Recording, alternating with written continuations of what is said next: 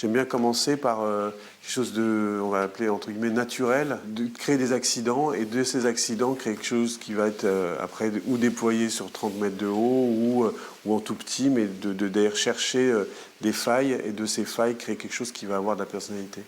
Ils ne sont pas plus d'une dizaine à exercer ce métier en France. Jean-Baptiste Éperon est designer pour bateaux. Des voiliers de la Mini Transat au maxi trimaran, ce Parisien installé à Gouesnard crée la décoration des coques et des voiles.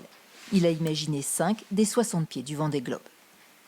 La particularité de cette activité de stylisme sur les bateaux bateaux de course, c'est que la surface d'expression, elle va changer en fonction des conditions de vent et des conditions de mer et du soleil, de la brume. Ce qui va fonctionner, c'est le contraste entre les couleurs, des formes simples et petit à petit, on arrive à faire passer le message que quelque chose de discret peut être beaucoup plus efficace, plus visible que quelque chose d'énorme. Il y a 20 ans, les sponsors lui réclamaient plus gros le logo. Aujourd'hui, ils veulent de belles histoires à raconter. Gitana 17 a été conçu comme une œuvre d'art.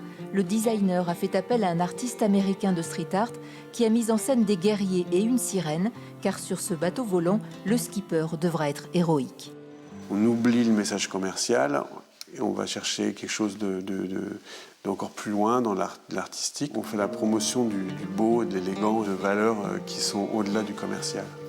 Un tournant dans le monde du sponsoring de la voile, soucieux de renvoyer l'image d'un sport écolo. Dans mon boulot, il faut aussi arriver à de la sobriété visuelle pour que toute cette économie continue à exister, mais de façon intelligente et qu'elle soit pas vulgaire. Ami des plus grands skippers avec lesquels il a usé ses fonds de ciré, Jean-Baptiste partage avec eux l'exigence de respecter l'océan.